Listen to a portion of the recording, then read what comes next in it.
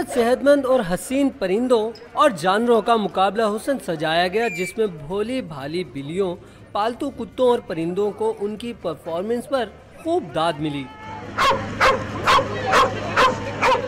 America से import करवाया हुआ है हमने, और ये one of the toughest breed count की जाती है और इसकी बाइट जो है वो सबसे ज़्यादा स्ट्रॉन्ग है। इसकी क्वालिटी ये है कि ये बहुत अच्छा गार्ड डॉग है और साथ ही साथ प्लेफुल भी है। अगर इसे बाहर ग्राउंड में ले जाते हैं तो ये बच्चों के साथ कहीं खेलता है और घर में गार्ड करता है। लाहौर में सजे डॉग शो में नाजों में पले चहीते जानवर शरीक हुए। German shepherd, Labrador, pitbull, pig और इंग्लिश पॉइंटर ने धूम मचा दी।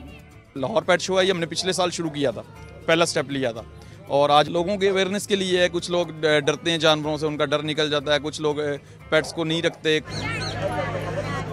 पपिट शो में 30 बिल्लियां, मुख्तलिफ नस्ल के 50 से जायद कुत्ते और 20 परिंदे शरीक थे, जबकि मुकाबले में शरीक जानवरों और परिंदों की उम्रें 3 माह से 2 बरस तक थीं। कैमरामैन खुर्रम शहजाद के साथ उमैर राना, डॉन न्यूज़, लाहौर।